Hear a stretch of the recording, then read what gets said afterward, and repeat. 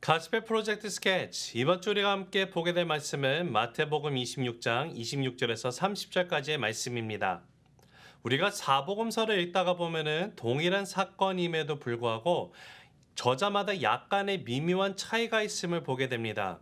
그러하기 때문에 복음서를 읽을 때 도움이 되는 것은 다른 복음서의 저자들이 그 동일한 사건을 어떻게 기록했는지, 어떠한 디테일의 차이가 있는지를 함께 보면은요, 그 사건의 전체적인 그림을 조금 더 명확하게 이해를 할 수가 있게 됩니다.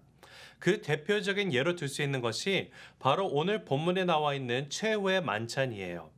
자, 그런 의미에서 우리가 함께 다른 복음서의 저자들이 기록한 내용을 살펴보면서 예수님이 제자들과 함께 가졌던 이 최후의 만찬의 모습이 어떠했을지를 한번 그려보면 좋겠습니다.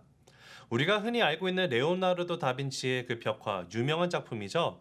최후의 만찬, 그 벽화와 동일한 모습으로 최후의 만찬이 드려졌을까? 아니면 그와 정반대의 정말 생각지도 못했던 모습이었을까? 한번 생각해 보면은 또 뜻밖의 그 의미가 있는 시간이 될 것 같습니다. 자, 여러분 예수님과 제자들의 마지막 만찬을 준비하는 것에 관한 이 짧은 이야기에 대해서는요. 역사적으로 이것이 사실인지에 대한 질문들을 하는 사람이 거의 없는 것 같습니다. 아니, 오히려 관심을 보이는 사람이 없는 것 같아요.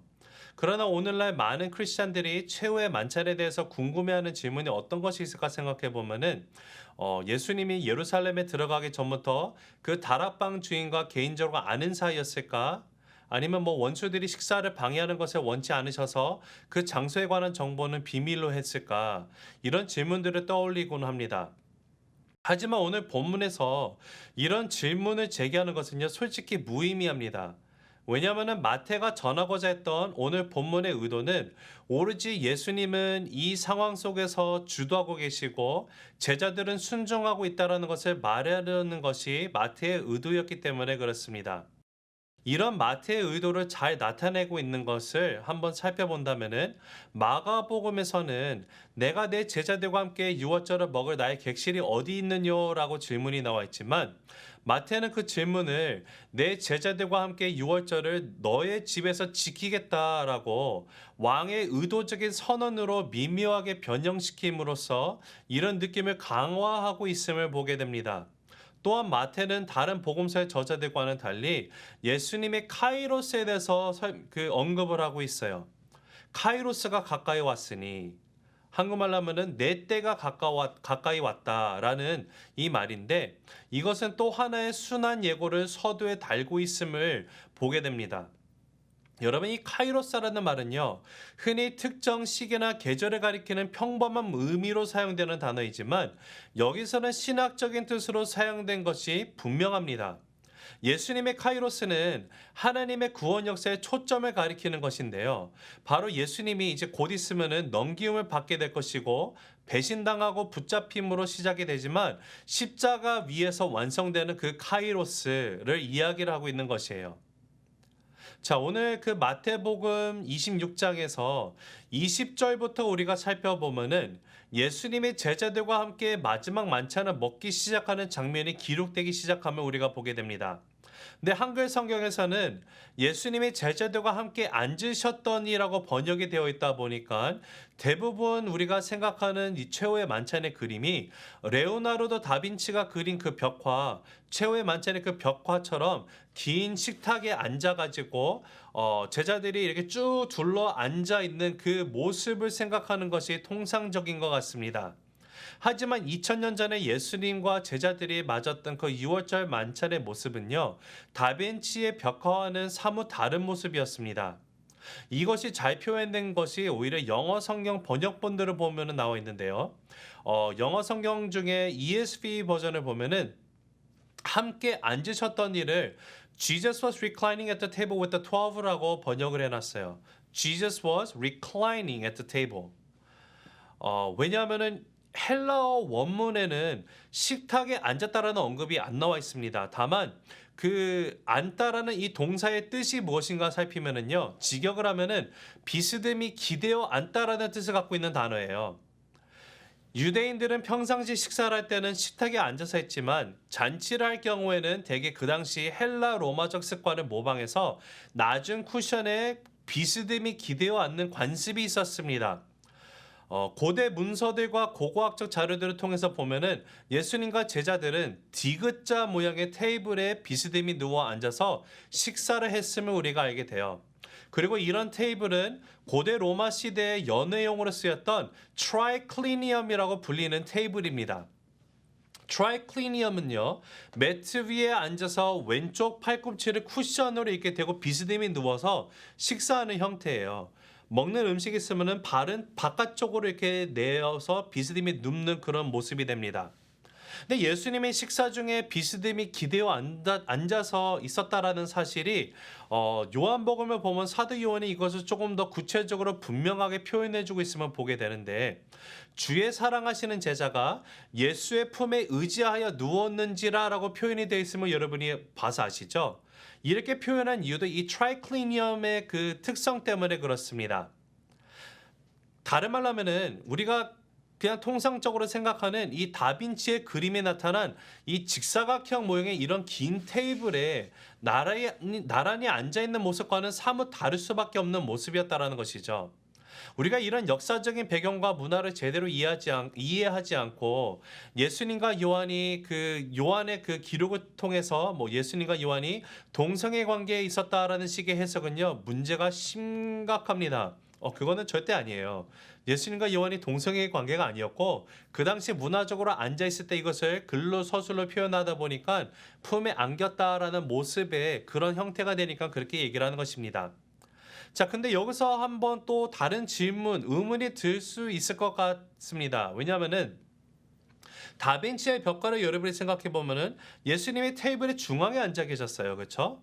근데 과연 2000년 전에 이 최후의 만찬 때는 다빈치의 벽화처럼 예수님이 테이블의 중앙에 위치해 계셨을까라는 질문을 한번 해볼 수가 있을 것 같아요. 예수님과 12명의 제자들이 앉았던 모든 자리의 위치를 우리가 알 수는 없습니다. 하지만 우리가 복음서의 그 복음서 기자들이 저자들이 기록한 모든 기록들을 토대로 봤을 때 적어도 예수님과 요한, 가룟 유다 그리고 베드로의 자리는요, 명확히 재구성이 될 수가 있습니다. 자, 이 트라이클리니엄 연회석 테이블에는요, 중요한 기능이 있었는데요. 그것은 모임에 참석하는 사람들을 사회적 신분과 서열에 따라서 구분하여서 앉히는 순서가 있었습니다. 그 당시에는 공회원, 귀족, 부유한 사람, 가난한 사람의 구분을 매우 중요하게 여겼던 시대였기 때문에 연회석에 참석하는 사람들은요, 자신의 사회적 지위에 따라서 예상되는 자리가 다 있었어요. 자, 디귿자 모양의 연회석이라고 말씀을 드렸는데 이 디귿자 모양의 연회석에서 상석은 과연 어디일까요? 이 트라이클리니엄에서 상석은요, 왼쪽 테이블입니다. 왼쪽 테이블을 시작을 해서 시계 방향으로 돌아가면서 점점 낮아지게 되어 있어요. 그러하기 때문에 오른쪽 테이블의 가장 끝자리가 말석이 되게 되어 있습니다.